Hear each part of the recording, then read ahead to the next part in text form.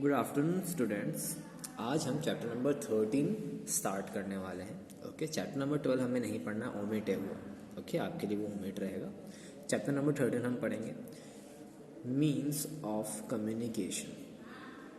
Okay, अब means of communication में हमें इस चैप्टर में ये देखना है कि हम कम्युनिकेट करने के हमारे पास क्या क्या साधन है। मीन्स ऑफ कम्युनिकेशन का मतलब यहाँ पे क्या होता है?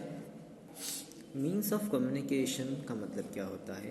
मीन्स का मतलब क्या होता है कि हमारे पास कौन कौन से साधन है। अब आपके लिए नया वर्ड है आपके लिए कि कम्युनिकेशन वर्ड क्या है ना। कम्युनिकेशन का मतलब है जब हम आपस में एक दूसरे से बात करते हैं, है ना। हम आपस में जब हमारा एक अपना जो मैसेज है दूसरे इंसान तक अपन जो बोलना चाह रहे हैं वो मैसेज जब डिलीवर हो जाता है उसे हम बोलते हैं कम्युनिकेशन। अब कम्युनिकेशन के एग्जांपल के तौर पे अगर हम देखें, अभी मैं आपको कुछ ना कुछ समझा रहा हूँ, पढ़ा रहा हूँ मैं, तो आप तक वो मेरा मैसेज पहुँच रहा है, तो ये भी एक टाइप का कम्युनिकेशन हो गया।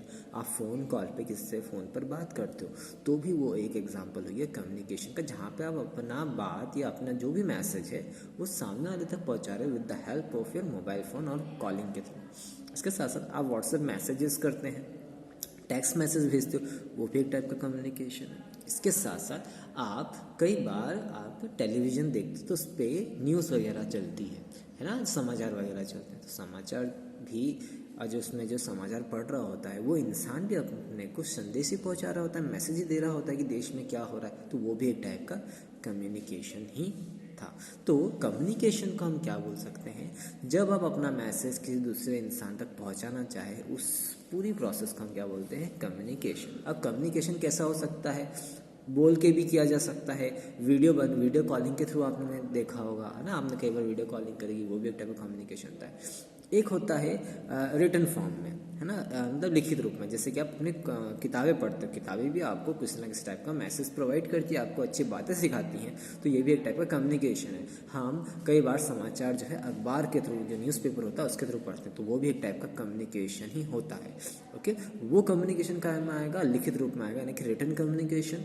जब हम बोल रहे होते हैं उसे हम कौन सा कम्युनिकेशन बोलते हैं? Oral communication. जैसे मैं अभी आपके साथ बात कर रहा हूँ वीडियो के थ्रू, तो यहाँ पर हम किस टाइप का कम्युनिकेशन कहेंगे? Oral communication. और विजुअल कम्युनिकेशन, यानी कि आप देख भी पा रहे हो और एज वेल एज आप मुझे सुन भी पा रहे हो, है ना।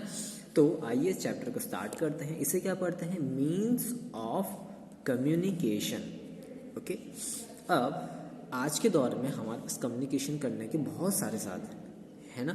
जैसे ही मोबाइल फ़ोन की वजह से आप किसी को कभी भी मैसेज कर सकते हैं, किसी को कभी वीडियो कॉल कर सकते हैं, कॉल पे बात कर सकते हैं। इसके साथ साथ कंप्यूटर है, टेलीविज़न है, जो कि हमारे आज के मॉडर्न कम्युनिकेशन मीन्स हैं, जिससे कि हम बहुत तेज़ी से अपना मैसेज भेज सकते हैं। अब जैसे न्यूज़ वाले होते हैं, हमें बहुत जल्दी बता देते हैं ना, कहीं पे कोई घटना हो जाती है, यहाँ पे कहीं पे कुछ होने वाला हो जाता है, तो फट से वो हमें न्यूज़ हम देखते हैं और न्यूज़ में फट से हमें इन्फॉर्मेशन मिलती है। तो कहीं ना कहीं एक रिलायबल सोर्स भी है, यानी कि वो न्यूज़ सही बताते हैं, इसके साथ साथ बहुत तेज़ी से बताते हैं। तो ये हमारे मीन्स ऑफ कम्युनिकेशन है। पर लेकिन इससे पहले हम पढ़ेंगे कि जब ये सारी चीज़ें ना ही थी, है ना, टेलीफोन नहीं था, मोबाइल नहीं थी, कंप्यूटर नहीं थे, है ना, यहाँ तक कि इलेक्ट्रिसिटी यानी कि बिजली भी नहीं थी, तो उस समय पुराने समय में इंसान अपने मैसेज एक जगह से दूसरी जगह कैसे पहुँचाता था, कौन कौन से वो तरीके इस्तेमाल करते थे।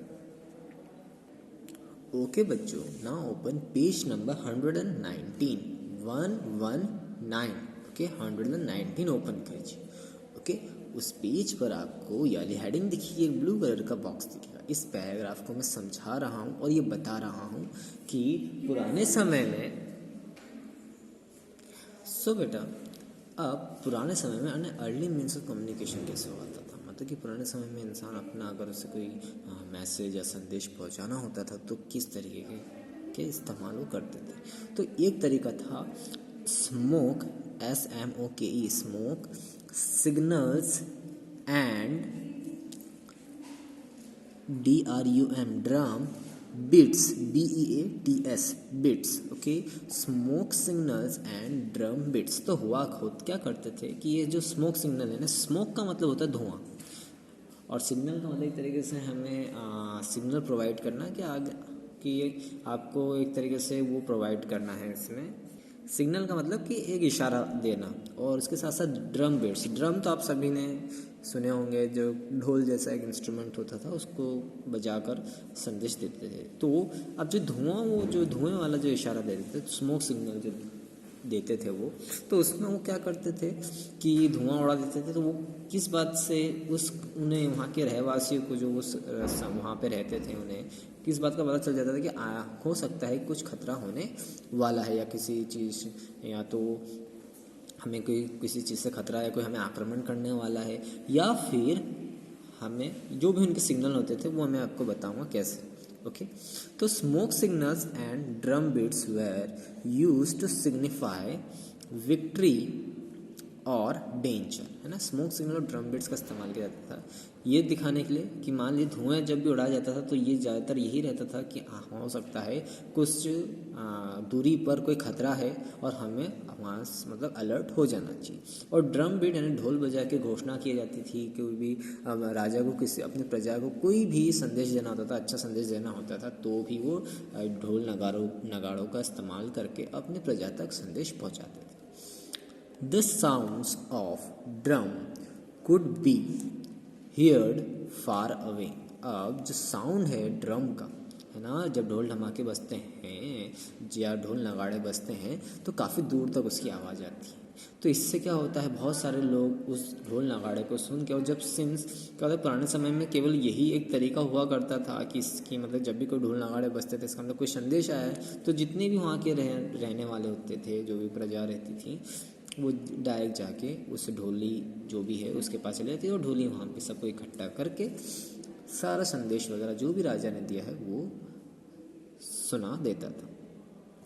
Similarly smoke from a fire could be seen from a long distance away. अब इसके साथ साथ धुआं की वजह से, धुआं जब भी उड़ता है तो आप बहुत दूर से पता लगा सकते हैं कि वहाँ धुआं है, तो आप बहुत दूर से देख सकते हैं। तो इसीलिए पुराने समय में धुआं as well as drum beats यानी स्मोक सिग्नल और ड्रम बीट्स इस्तेमाल किए जाते थे जब भी किसी टाइप का संदेश देना होता था। अब एक और टाइप का संदेश वो पहुंचाते थे with the help of messenger. Okay, MESSENGERS, messengers. Okay, अब मैसेंजर्स दो प्रकार के हुआ करते थे। एक तो उनका कोई बर्ड होती थी, पक्षी होता था, बहुत से समय कबूतर वगैरह ही होते थे, उसके थ्रू भी वो अपना मैसेज पहुंचाते थे। और एक इंसान होता था जिसका काम होता था एक जगह से दूसरी जगह मैसेजेस को ले जाना। long MESSAGS messages were SENT sent THROUGS through MESSENGERS messengers WHO TRAVELLED traveled on horseback or on foot। Okay, अब जितने भी कई बार क्या होता था कि हमें कोई दूसरी दूर जगह तक हमें संदेशा पहुंचाना रहता था, है ना, अपना मैसेज जो है दूर जगह तक पहुंचाना। मान लीजिए उज्जैन से इंदौर, अब उज्जैन में आप कोई स्मोक या फिर धुआं उड़ाओगे तो इंदौर तो दिखेगा नहीं, ना ही उज्जैन में कोई नगाड़े बजाओगे तो इंदौर तो सुनाई तो देंगे नहीं। तो इसके लिए क्या करते थे कि जो बड़े, तो इसके लिए वो लोग एक इंसान को अपॉइंट करते हैं। एक इंसान का काम होता है जो कि उज्जैन से फिर इंदौर जाएगा और वहाँ के जो भी राजा होंगे उस तक वो संदेशा पहुँचाएगा। तो बेसिकली पहले के समय में हमारे पास गाड़ी मोटर होती नहीं थी, तो इंसान या तो पैदल जाते थे या फिर घोड़सवार होके घोड़े पे बैठ के एक जगह से दूसरी जगह जाते थे और जाकर वहाँ पे अपने मैसेजेस सुनाते थे। अब ये मैसेजेस कहाँ पे लिखते थे, अब इतना कई बार क्या होता है कि मैसेज बहुत बड़े बड़े होते हैं, अब सारी चीज़ तो याद नहीं रह सकती है, तो वो लिख कर मैसेज पहुँचाते थे। These messages were written on dried palm leaves और ओरली। ओके, अब बहुत ज़्यादा लंबा समय मैसेज होता था तो किसी पत्ते पर या जो बड़े बड़े जो पेड़ की छाल होती है उनके ऊपर वो लिखकर पहुंचाते थे, या फिर ऑरली भी, जो अगर मैसेज छोटा रहता था तो ऑरली, है ना, ऑरली मतलब कि मौखिक रूप से वो अपने जिसको भी मैसेज पहुंचाना होता था वो पहुंचाते थे। Okay, dried palm leaves were also used to record events और राइट स्टोरीज। और पुराने समय में पेपर नहीं होता था। आज तो आपके पास पेपर है, आपको कुछ भी लिखना होता है आप पेपर में लिख देते हो, है ना। अभी कॉपिया में जो पेपर रहते हैं उस पर आप लिखते हो, पर पुराने समय में पेपर वगैरह थे नहीं। तो जो पेड़ की छाल होती है, इन सब चीज़ों को इकट्ठा करके फिर उस पर वो लोग लिखते थे। और कोई भी स्टोरी लिखनी रहती थी या फिर किसी भी टाइप का रिकॉर्ड रखना था, वो इन दो तरीक़ों से रखते थे। तो पहले के समय में ड्राइड पाम लीव्स काफ़ी इस्तेमाल की जाती थी। तो ये आपकी बुक में एग्जाम्पल भी है। यहाँ पे आपको दिख रहा है कि इंसान यहाँ पे ढोल बजा रहा है, पीछे आप पहाड़ों के पीछे आप देख रहे हो धुआं निकल रहा है। तो इसका मतलब है कि उस कुछ खतरा है या कुछ सूचना देनी है, तो इसलिए ये लोग इस तरीके का इस्तेमाल करते थे। एक मैसेंजर ऐसे जाता था, है ना, उसके हाथ में आप देख रहे हो, है ना, कुछ मैसेज है, वो घोड़े पे बैठ के कहीं दूसरी जगह जा रहा है। और ऐसे पाम लीव्स या पेड़ की छाल होती थी जिस पे ऊपर ये ऐसे कुछ लिखते थे। ओके, पुराने समय में ऐसे लिखते थे। अब जो नेक्स्ट एक और तरीका होता था पिजन पोस्ट। ओके, जो कबूतर वगैरह होते हैं उसके थ्रू भी अपने मैसेजेस पहुंचाते थे। TRAINED, ट्रेंड, PIGEONS, पिजन्स, यानी कि जो ट्रेंड कबूतर जो होते थे उनको ट्रेनिंग दी जाती थी कि आपको एक जैसे दूसरी जगह मेरा मैसेज लेके जाना है। तो उनको पहले ट्रेनिंग दी जाती थी, फिर उन ट्रेंड पिजन्स के थ्रू अपना जो भी मैसेज होता था वो पहुंचाता। पर ध्यान रखने की बात यह है कि पिजन्स का इस्तेमाल कब कब करते हैं, जब या तो मैसेज छोटा हो या फिर जब भी युद्ध वगैरह होते थे, वॉर वगैरह होते थे तब। WERE, where USED used, TO2 SEND send, SHORT short, MESSAGES messages, ESPECIALLY specially, DURING during Wars, WARS Wars. तो ट्रेन पिजन का इस्तेमाल कब करते थे, जब उन्हें छोटे संदेश यानी शॉर्ट मैसेजेस भेजने रहते थे। ओके, शॉर्ट मैसेजेस यानी कि छोटे संदेश। ओके, छोटे संदेश भेजने होते थे। या फिर वॉर के समय, वॉर का मतलब क्या होता है, वॉर का मतलब होता है युद्ध के दौरान। Okay, THE the, MESSAGES messages, WERE were, RITTON return, ON PIECES pieces, OF CLO3H cloths के। अब जो ये मैसेज होते थे, ये मैसेज जो होते थे कैसे वो काय पे लिखते थे। ओके, लिखते थे काय पे, जो छोटे कपड़ों के टुकड़े होते थे उन पे लिखते थे। ओके, या फिर पाम लीव्स पर। Okay, PALM palm, LEAVS leaves, palm भी सनी खजूर के जो पत्ते होते हैं उनकी पत्तियां होती हैं उस पर लिखते थे।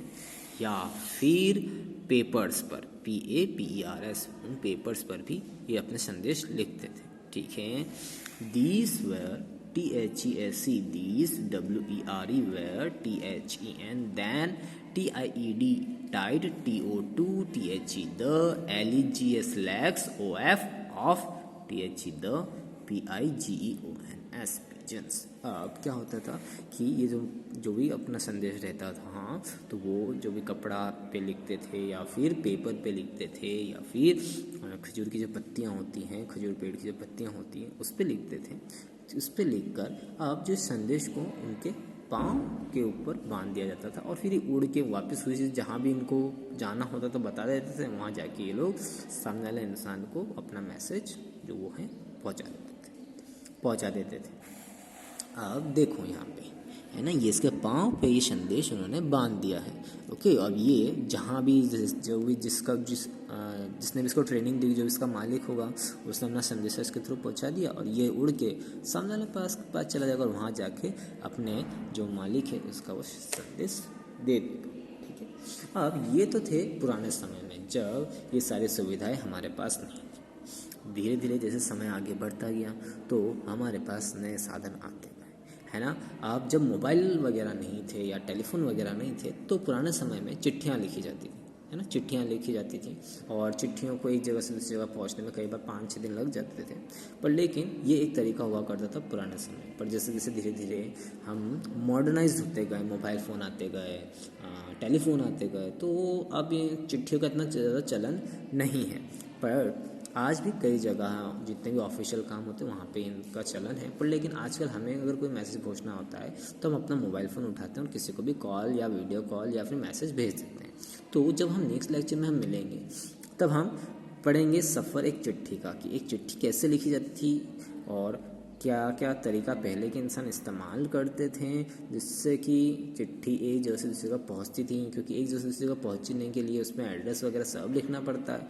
तो ये कैसे पहुंचती थी ये हम नेक्स्ट लेक्चर में पढ़ेंगे। आज के लिए इतना ही। आज का आपका होमवर्क ये रहेगा कि जितना भी मैंने अभी आपको लेसन पढ़ाया है ना, उस वीडियो की हेल्प से आप वो पूरा लेसन पढ़ेंगे। ओके, आज के लिए इतना ही। Thank you.